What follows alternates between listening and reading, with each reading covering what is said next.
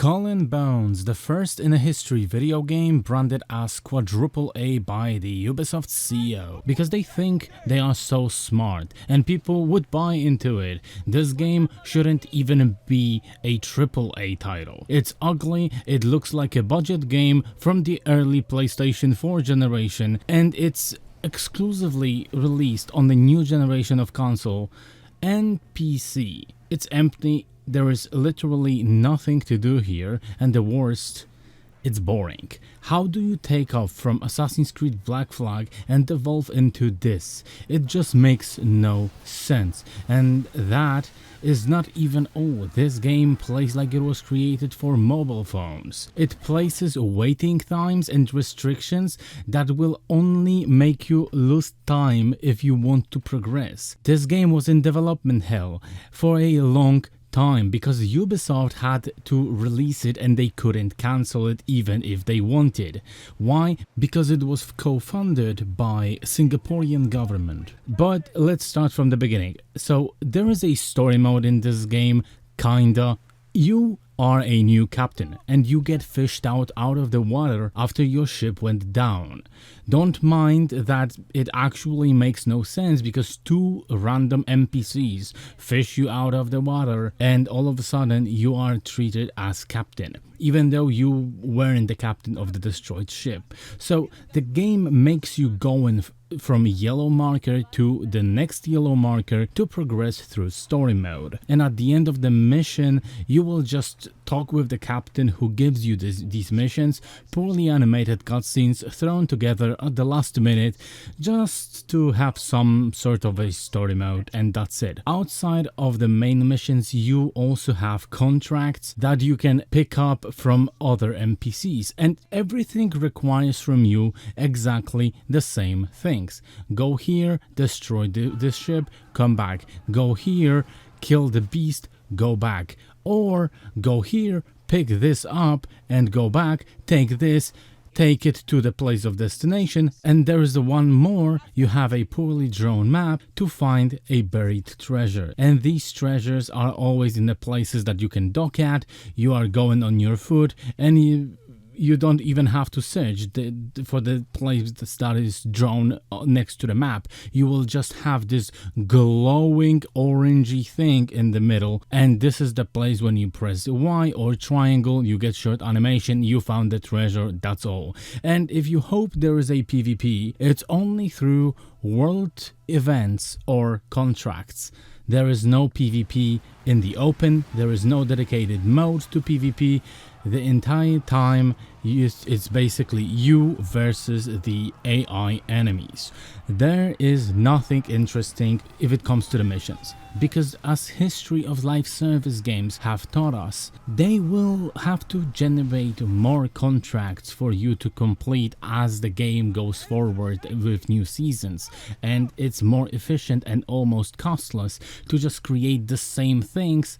I call them new contracts, and everything is bland, boring, and plays exactly the same. After you will finish the captain missions, there is a new set of missions coming your way at Smuggler's Hideout, which, you guessed it, is basically the same thing that you did previously. Go here, destroy this ship, or smuggle this stuff to the place of destination. But it's even worse, because when you choose smuggling missions, game forbids you from fast traveling. So you have to waste sometimes even 10 or 15 minutes to get to the point of interest. By the way, fast traveling in this game costs you silver. So each fast travel is going to take you like 300 up to 500 silver coins, meaning they basically force you to waste your time going manually to the place of interest, because you will end up cashless if you use fast travel too much. This is a $70 game, by the way. So you will end up sailing through the waters, nothing interesting and nothing is happening. And I literally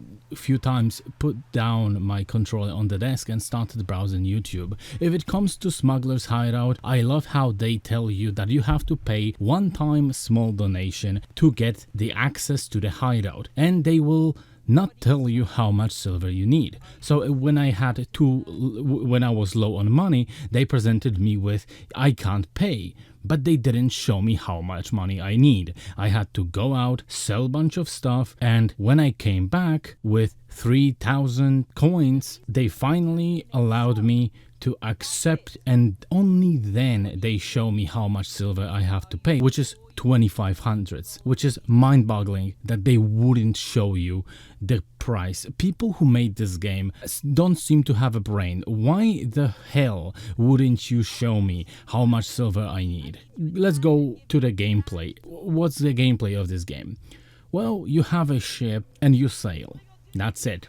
You get 3 speeds: slow, medium, and fast. Fast is of course restricted by the stamina bar on the bottom of the screen, because it will allow you to go at the fastest pace only for like maybe up to a minute, and then you have to slow down, and at the snail pace you will just sail and sail and sail and wait till the game allows you to sail faster again because the bar is full. The game gives you the information that you can feed your crew and sail faster for longer, but it worked twice for me, and every single time after that, whenever I was given my crew the food, it wouldn't work throughout my entire playthrough. The game will also tell you that you can harvest materials to craft yourself new things and enhance your ship. So you need to harvest some wood or metal, and then you sail close to the place when the materials are,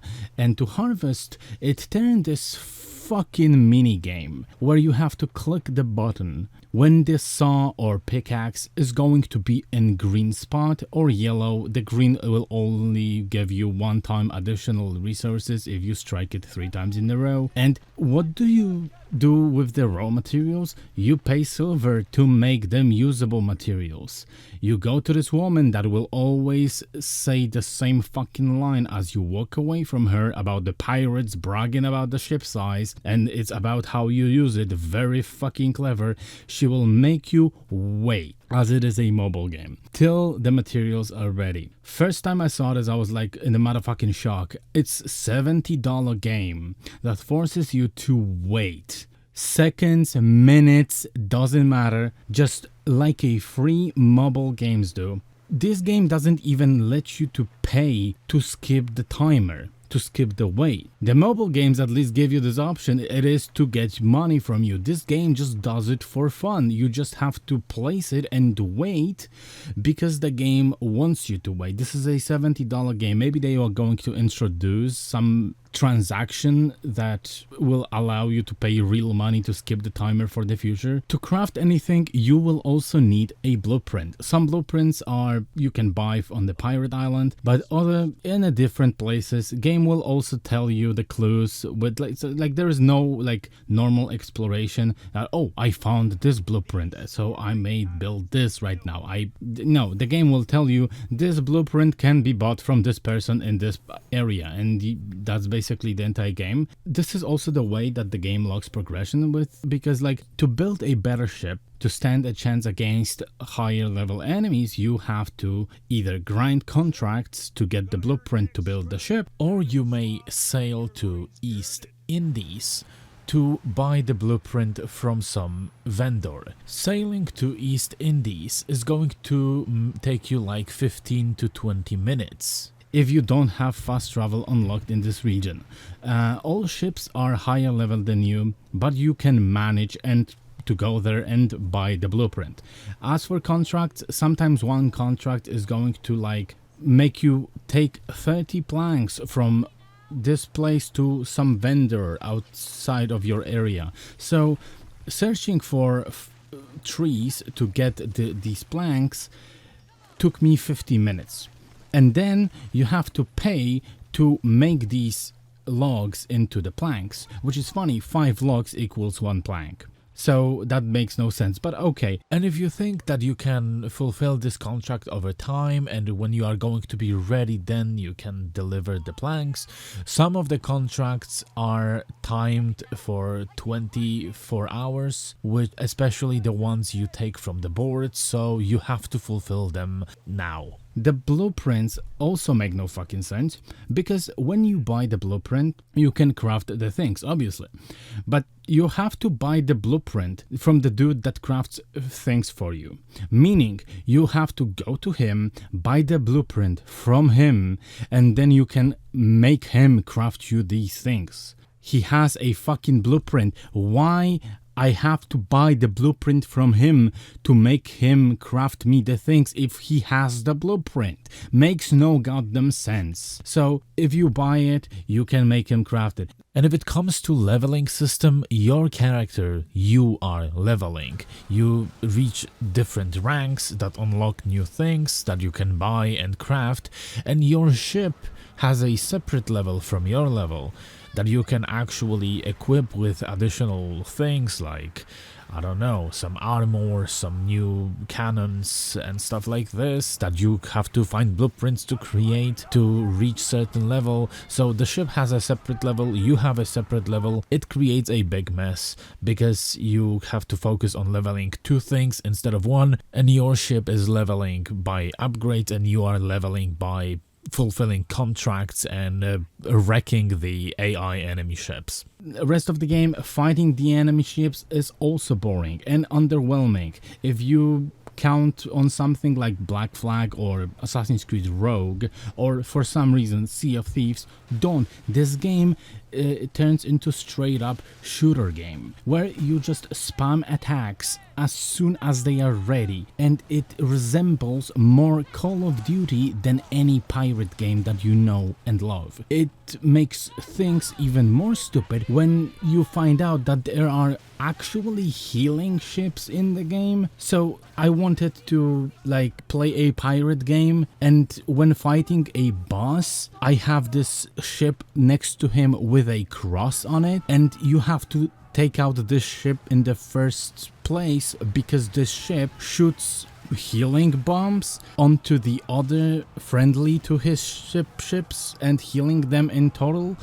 It makes no goddamn sense. It adds something to the game, but it's really dumb. Boarding the enemy ships is also screwed up. It goes like this: press Y or triangle, so they throw the ropes. If you catch the enemy ship with at least one of the ropes, it plays like 2 or 5 second cutscene when the boarding happens, and you press X or square to loot everything, and that's it. Then after this, you're going back to playing this amazing game, and you have your ship in the middle of the enemy ship that you just boarded burning, and the game locks you in place for like 2 to 3 seconds so you can look as enemy ship disappears basically, and it's done. But if you don't board the enemy ship, you can also fish out the loot from the water and it's going to be fine. Sometimes you may stumble upon some merchant ship that is going to need help, and you can accept the contract from them. It's going to reward you some silver if you give them repair kit. But the problem with that is, if you don't have the repair kit, you can't just go and find one or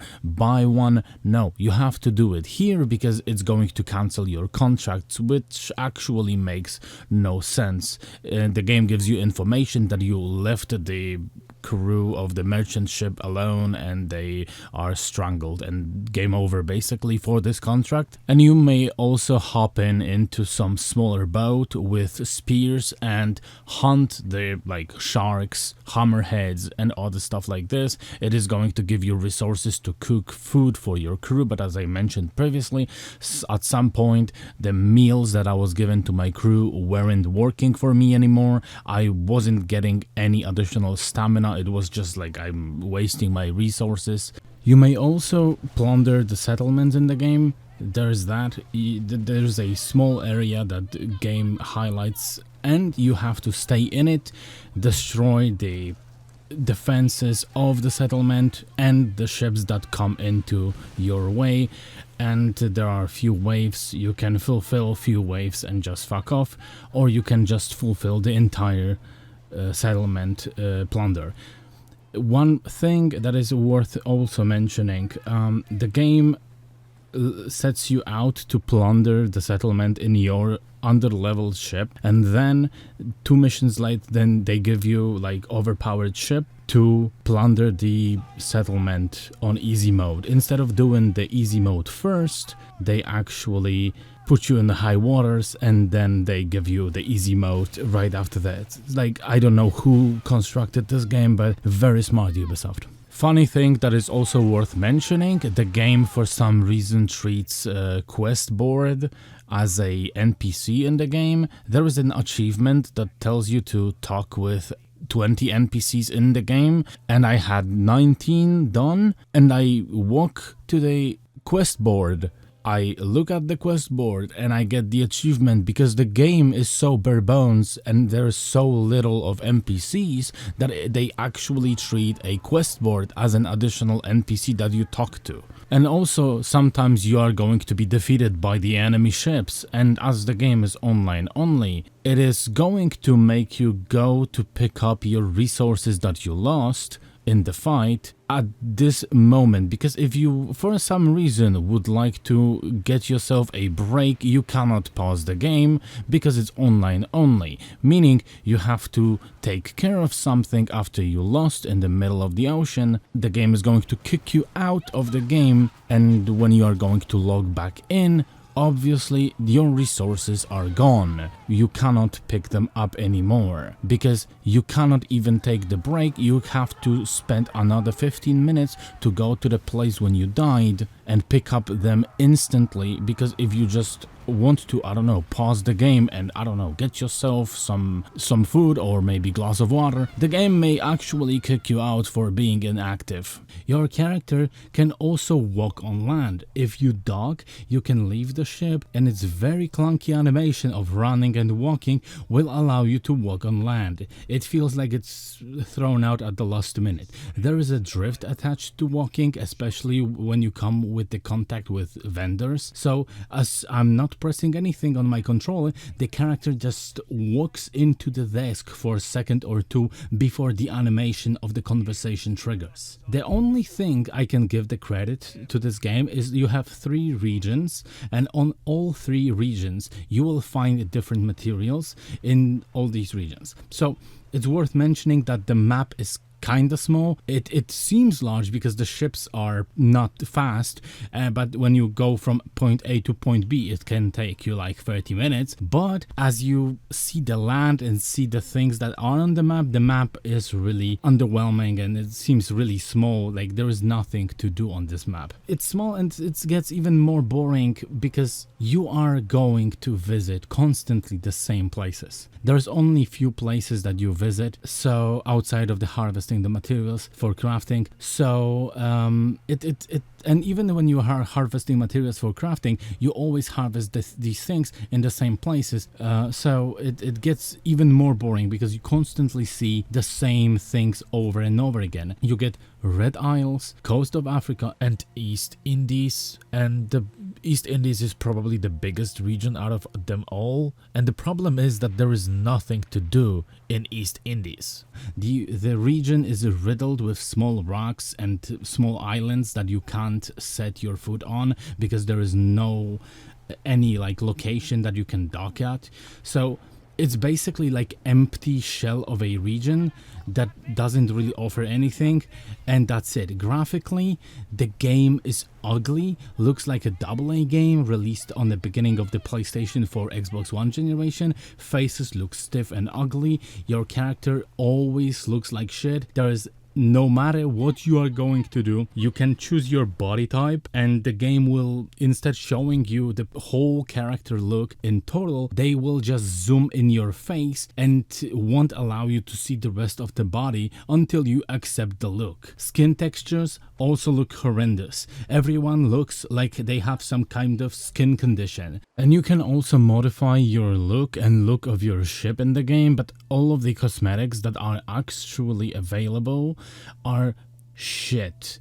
Your character can't be dressed normally, it always looks bad, and your ship only has few schemes to pick from, and it would be awesome if you could, I don't know, create your own insignia and stuff like this. No, you cannot. You have only these things that are pre-existing in the game so far, and you have to unlock them to change your ship.